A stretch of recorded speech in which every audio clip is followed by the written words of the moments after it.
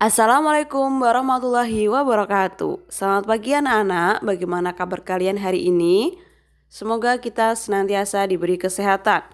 Berjumpa lagi di video pembelajaran PPKN. Nah, pada pagi hari ini kita akan belajar mengenai bab 3. Jadi anak-anak bisa membuka bukunya halaman 52.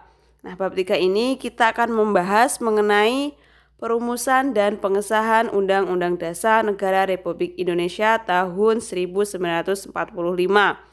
Anak-anak selanjutnya silahkan simak dengan seksama.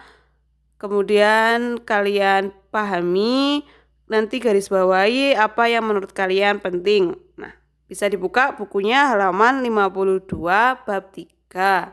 Untuk selanjutnya silahkan kalian simak pembelajaran berikutnya.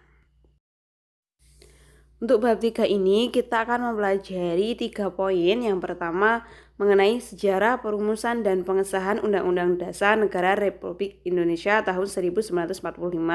Yang kedua kita akan mempelajari mengenai arti penting Undang-Undang Dasar Negara Republik Indonesia tahun 1945. Kemudian mempelajari mengenai peran tokoh perumus Undang-Undang Dasar Negara Republik Indonesia tahun 1945. Untuk yang poin A, yang sejarah perumusan dan pengesahan Undang-Undang Dasar Negara Republik Indonesia tahun 1945, ada 5 poin penting yang akan kita pelajari. Yang pertama mengenai Undang-Undang sebagai landasan konstitusional negara Indonesia, perumusan dan pengesahan Undang-Undang Dasar, periodisasi, makna dan sifat, dan prinsip Undang-Undang Dasar Negara Republik Indonesia tahun 1945. Undang-Undang Dasar sebagai landasan konstitusional negara Indonesia. Nah, konstitusi itu apa, Bu? Nah, konstitusi ini berasal dari constituere, dari bahasa Prancis. Nah, yang artinya membentuk. Dalam arti ini maksudnya adalah membentuk, menata, menyusun suatu negara. Demikian pula dalam bahasa Inggris artinya konstitusi, yang berarti mengangkat, mendirikan, atau menyusun. Dalam bahasa Belandanya, istilah konstitusi dikenal dengan sebutan grondwet, yang berarti undang-undang dasar. Nah, jadi kalau ada kata undang-undang dasar sebagai landasan konstitusional negara, berarti undang-undang ini sebagai landasan atau undang-undang dasar yang membentuk untuk mendirikan, menyusun suatu negara. Nah, konstitusi ini merupakan hukum dasar baik tertulis maupun tidak tertulis yang dijadikan pegangan dalam penyelenggaraan pemerintahan negara. Dalam hierarki hukum, konstitusi merupakan hukum yang paling tinggi dan fundamental atau mendasar sifatnya, sehingga peraturan-peraturannya bersifat tidak boleh bertentangan dengan undang-undang dasar. Yang dimaksud peraturannya adalah peraturan-peraturan di bawah peraturan undang-undang dasarnya. Undang-Undang Dasar sebagai landasan konstitusional negara Indonesia. Yang kedua, sebagai kedudukan konstitusi. Nah, konstitusi sebagai dasar hukum negara. Dalam hal ini, konstitusi memuat aturan-aturan pokok mengenai penyelenggara negara, yaitu badan-badan atau lembaga-lembaga pemerintahan dan membentuk kekuasaan serta prosedur penggunaan kekuasaan tersebut kepada badan-badan. Nah, yang kedua, konstitusi sebagai hukum tertinggi. Konstitusi memiliki kedudukan yang lebih tinggi terhadap peraturan-peraturan yang lain dalam tata hukum pada suatu negara. Dengan demikian, aturan-aturan di bawah konstitusi tidak bertentangan dan harus sesuai dengan aturan-aturan yang terdapat dalam konstitusi. Poin yang kedua, perumusan dan pengesahan Undang-Undang Dasar Negara Republik Indonesia tahun 1945. BPUPKI yang dibentuk pada tanggal 29 April adalah badan yang menyusun rancangan Undang-Undang Dasar 1945.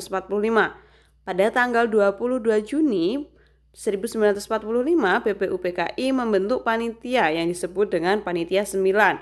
Untuk apa? Untuk merancang Piagam Jakarta yang akan menjadi naskah pembukaan Undang-Undang Dasar 1945. Setelah dihilangkannya anak kalimat dengan kewajiban menjalankan syariah Islam bagi pemeluk-pemeluknya, maka naskah Piagam Jakarta menjadi naskah pembukaan Undang-Undang Dasar 1945 yang disahkan pada tanggal 18 Agustus 1945. Oleh siapa? Oleh Panitia Persiapan Kemerdekaan Indonesia atau PPKI. Pengesahan Undang-Undang Dasar 1945 dikukuhkan oleh Komite Nasional Indonesia Pusat atau KNIP yang bersidang pada tanggal 29 Agustus 1945. Naskah rancangan Undang-Undang Dasar 1945 Indonesia ini disusun pada masa sidang kedua BPUPKI. Nama badan ini tanpa kata Indonesia karena hanya diperuntukkan untuk tanah Jawa saja. Di Sumatera ada BPUPKI untuk Sumatera. Masa sidang kedua tanggal 10 sampai 17 Juli 1945 untuk menyusun rancangan Undang-Undang Dasar. Pada tanggal 18 Agustus 1945, PPKI mengesahkan Undang-Undang Dasar 1945 sebagai Undang-Undang Dasar Negara Republik Indonesia. Yang ketiga, periodisasi berlakunya Undang-Undang Dasar 1945 di Indonesia. Yang pertama, periode berlakunya Undang-Undang Dasar 1945, tanggal rentangnya adalah 18 Agustus sampai 27 Desember 1949. Dalam kurun waktu antara 1945 sampai 1950, Undang-Undang Dasar 1945 tidak dapat dilaksanakan sepenuhnya karena Indonesia sedang disibukkan dengan perjuangan mempertahankan kemerdekaan. Yang pertama, sistematika Undang-Undang Dasar 1945 yang disahkan oleh PPKI tanggal 18 Agustus 1945 terdiri dari 4 alinea. Yang kedua, batang tubuh Undang-Undang Dasar 1945 terdiri atas 16 bab, 37 pasal, dan 4 pasal aturan. Nah, aturan ini adalah aturan peralihan serta 2 ayat aturan tambahan. Yang ketiga, ada penjelasan Undang-Undang Dasar 1945. Yang kedua, bentuk negara dan bentuk pemerintahan. Bentuk negara berdasarkan pasal 1 ayat 1 Undang-Undang Dasar 1945. Negara Indonesia ialah negara kesatuan yang berbentuk republik. Artinya, bentuk negaranya adalah kesatuan, sedangkan bentuk pemerintahannya republik. Sistem pemerintahan di dalam Undang-Undang Dasar 1945 menganut sistem pemerintahan kabinet presidensial. Hal ini dapat dilihat dalam Undang-Undang Dasar 1945 pasal 4 ayat 1 dan pasal 17. Periode berlakunya Konstitusi RIS atau Republik Indonesia Serikat 1949. Periodenya pada tanggal 27 Desember 1949 sampai 17 Agustus 1950. Pada tanggal 23 Agustus 1949 sampai 2 September 1949 diadakan konferensi meja bundar di kota Den Haag, Belanda. Delegasi Republik Indonesia dipimpin oleh Drs. Moh Hatta. Delegasi BFO Pertemuan Permusyawaratan Federal dipimpin oleh Sultan Hamid II dan delegasi Belanda dipimpin oleh Van Maarschaveen. Hasil KBM adalah 1. Didirikannya Negara Republik Indonesia Serikat atau RIS. 2. Pengakuan kedaulatan Republik Indonesia oleh pemerintah Belanda kepada RIS. Yang ketiga, didirikannya Uni antara RIS dan Belanda. Berdasarkan Konstitusi RIS 1945, bentuk negara Republik Indonesia adalah federal atau serikat. Bentuk negara RIS adalah suatu negara hukum yang demokrasi dan berbentuk federal atau serikat, dan pemerintahannya berbentuk republik. Sistem pemerintahan parlementer atau kabinet atau menteri bertanggung jawab kepada parlemen. Periode UUDS 1950. Nah, UUDS ini Undang-Undang Dasar sementara. Rentang waktunya pada tanggal 17 Agustus 1950 sampai 5 Juli 1959. Sejak dulu rakyat menghendaki negara kesatuan. Terbukti pada masa konstitusi RIS timbul demonstrasi dan tuntutan-tuntutan untuk kembali kepada negara kesatuan. Akhirnya pemerintah federal mengeluarkan undang-undang darurat yang isinya tentang cara perubahan susunan kenegaraan dari wilayah negara RIS. Pada akhirnya Indonesia Timur dan Sumatera Timur masih menjadi negara bagian RIS, bergabung dengan pemerintahan Republik Indonesia tanggal 19 Mei 1950 yang dituangkan dalam Piagam Persetujuan. Isi Piagam Persetujuan yaitu kedua belah pihak bersama-sama melaksanakan negara kesatuan sebagai jelmaan dari Republik Indonesia berdasarkan Proklamasi 17 Agustus 1945. Setelah rancangan Undang-Undang Dasar sementara, negara kesatuan diterima oleh parlementer RIS dan ditandatangani oleh Presiden dan Menteri Kehakiman tanggal 17 Agustus 1950. Kemudian, Undang-Undang Dasar itu diberlakukan bentuk negara menurut Pasal 1 Ayat 1 Undang-Undang Dasar Sementara 1950 adalah negara kesatuan dan pemerintahannya berbentuk republik, sedangkan sistem pemerintahannya kabinet parlementer.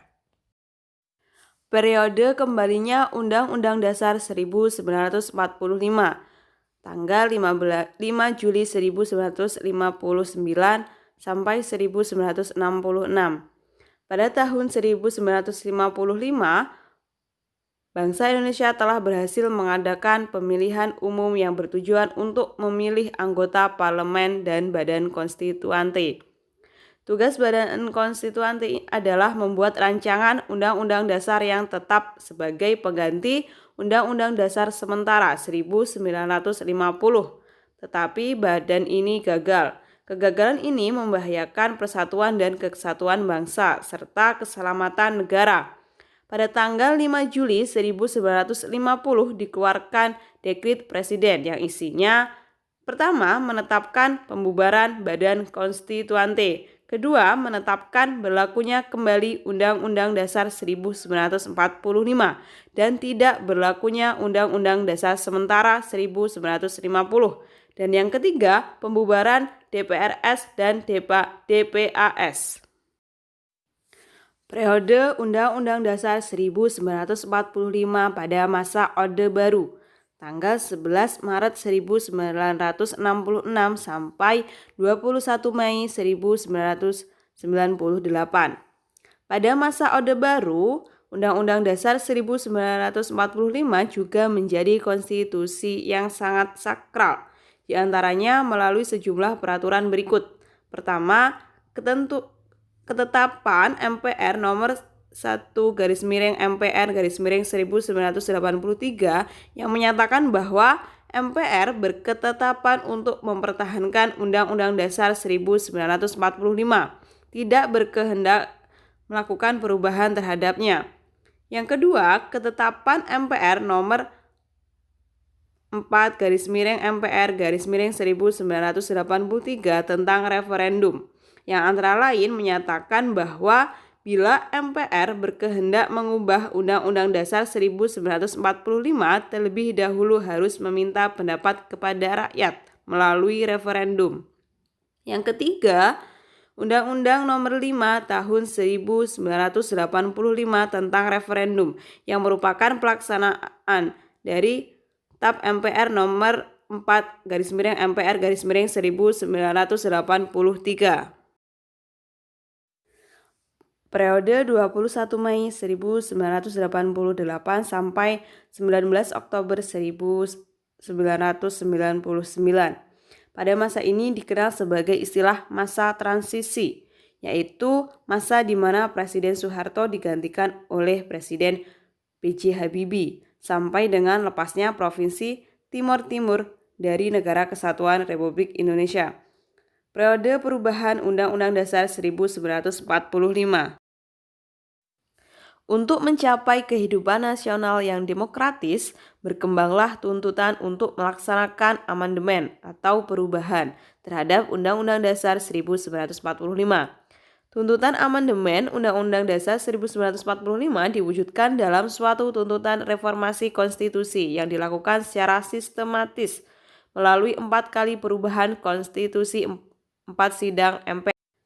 Pertama, perubahan konstitusi atau amandemen Undang-Undang Dasar 1945 sebagai berikut. Ada 4 kali perubahan. Jadi perubahan yang pertama pada tanggal 14 sampai 21 Oktober 1999. Perubahan yang kedua pada tanggal 7 sampai 18 Agustus 2000. Perubahan yang ketiga pada tanggal 1 sampai 9 November 2001. Perubahan yang keempat pada tanggal 1 sampai 11 Agustus 2002. Periode perubahan Undang-Undang Dasar 1945. Kedua, isi dari Undang-Undang Dasar 1945 setelah diamandemen sebagai berikut. Poin pertama, pembukaan Undang-Undang Dasar 1945 terdiri atas 4 alinea. Poin yang kedua, batang tubuh Undang-Undang Dasar 1945 terdiri atas 21 bab, 73 pasal, dan 170 ayat, 3 pasal aturan beralihan, serta 2 pasal aturan tambahan. Dengan perubahan Undang-Undang Dasar 1945, Konstitusi Indonesia telah menjadi sebuah konstitusi yang demokratis dan modern. Artinya, konstitusi ini mampu menjadi panduan dasar dalam penyelenggaraan negara dan kehidupan berbangsa dalam masa yang akan datang, sehingga mengantarkan bangsa Indonesia menjadi bangsa yang lebih adil, makmur, secara lahir maupun batin. Poin keempat, kita akan belajar mengenai makna dalam Undang-Undang Dasar Negara Republik Indonesia tahun 1945. Nilai-nilai yang terkandung dalam Undang-Undang Dasar Negara Republik Indonesia tahun 1945 sebagai berikut. Nah, pertama, penetapan Undang-Undang Dasar Negara Republik Indonesia tahun 1945 sebagai Undang-Undang Dasar Republik Indonesia oleh PPKI pada tanggal 18 Agustus 1945 menjadikan negara Indonesia sebagai negara yang berkonstitusional. Yang kedua, Undang-Undang Dasar Negara Republik Indonesia tahun 1945 merupakan sebagian dari hukum dasar, yaitu hukum dasar tertulis.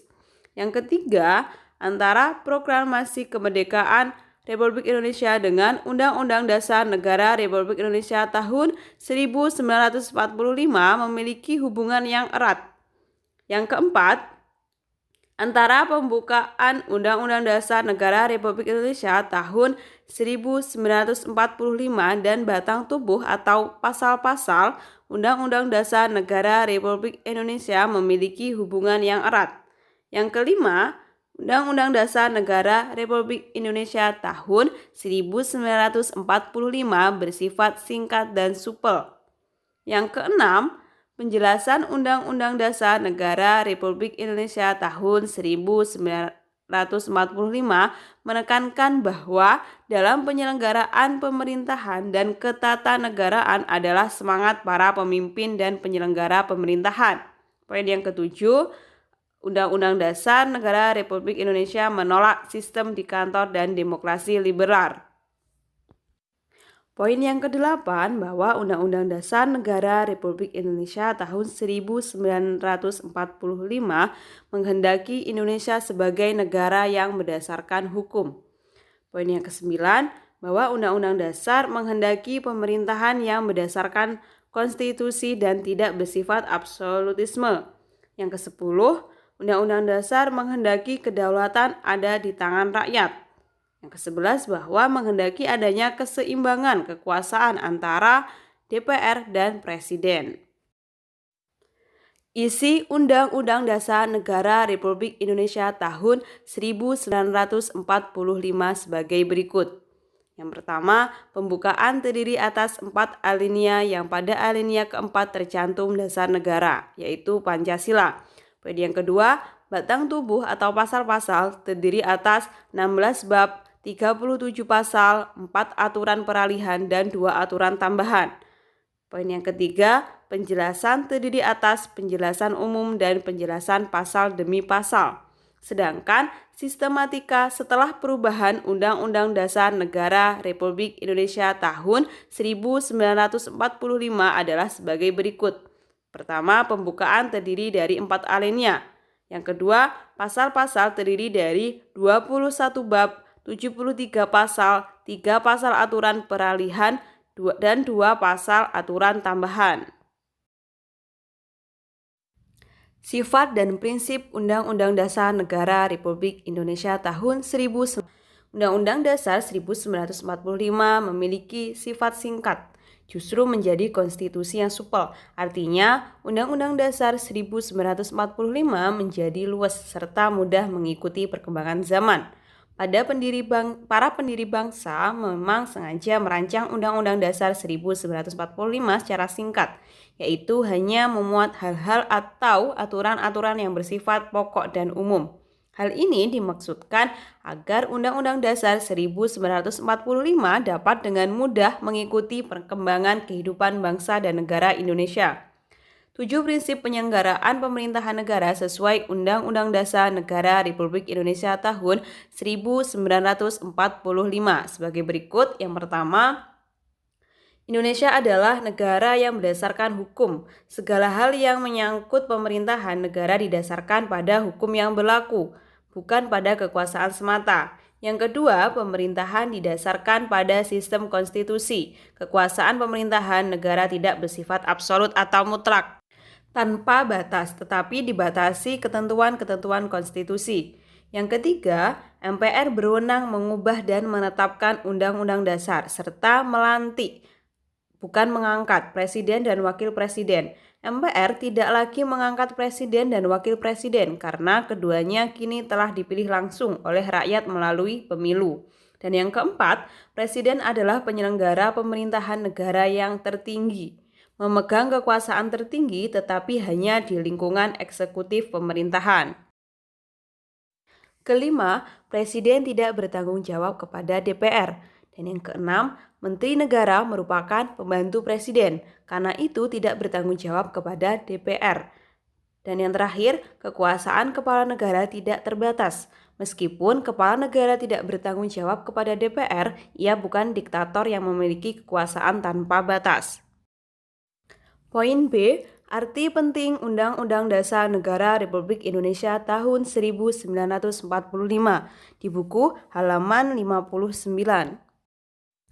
Undang-Undang Dasar Negara Republik Indonesia sebagai aturan hukum negara tertinggi. Undang-Undang Dasar Negara Republik Indonesia tahun 1945 merupakan sumber hukum tertinggi negara Republik Indonesia.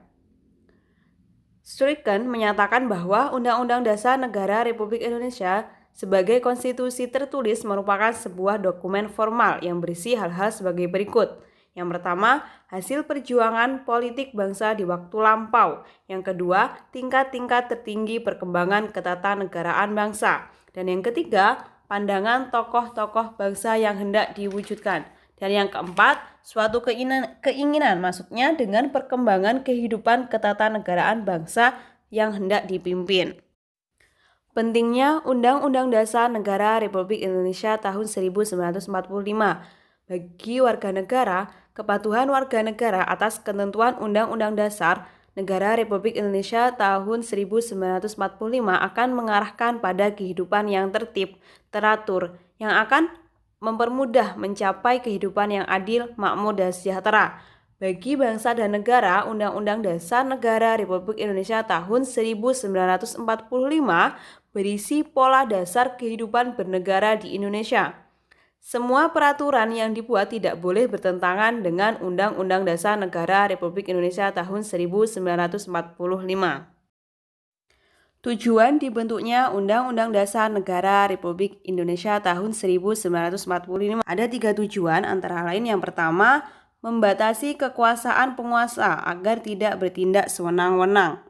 Artinya, tanpa membatasi kekuasaan penguasa, konstitusi tidak akan berjalan dengan baik, dan bisa saja kekuasaan penguasa akan merajalela dan bisa merugikan rakyat banyak. Yang kedua, melindungi hak asasi manusia. Artinya, setiap penguasa berhak menghormati hak asasi manusia orang lain dan hak memperoleh perlindungan hukum dalam hal melaksanakan haknya. Dan yang ketiga, pedoman penyelenggaraan negara. Artinya, tanpa adanya pedoman konstitusi, negara kita tidak akan berdiri dengan kokoh. Jadi, Undang-Undang Dasar ini sebagai pondasi atau pedoman penyelenggara negara. Poin C. Peran tokoh perumus Undang-Undang Dasar Negara Republik Indonesia tahun 1945 di buku buka halaman 62. Peran tokoh perumus Undang-Undang Dasar Negara Republik Indonesia tahun 1945. Tokoh bangsa dan pendiri negara Indonesia merupakan putra terbaik bangsa yang memiliki kemampuan dan visi ke depan untuk kebaikan bangsa negara. Yang dapat kita teladani sebagai berikut. Yang pertama, musyawarah untuk mufakat. Yang kedua, mengutamakan kepentingan negara di atas kepentingan pribadi. Dan yang ketiga, semangat kebangsaan. Dan yang keempat, semangat kebersamaan. Semangat dan komitmen tokoh perumus Undang-Undang Dasar Negara Republik Indonesia tahun 1945. Yang dapat kita tiru adalah pertama, persatuan dan kesatuan, rela berkorban, dan cinta tanah air.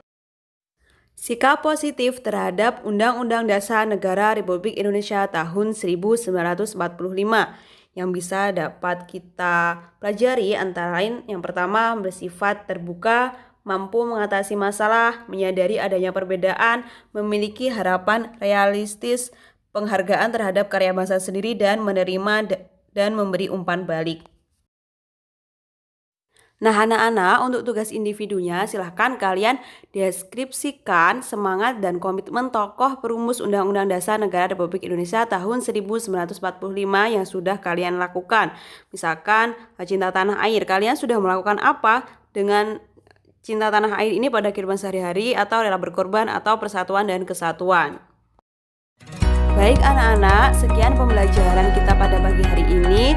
Semoga bermanfaat. Tetap semangat, jangan lupa belajar.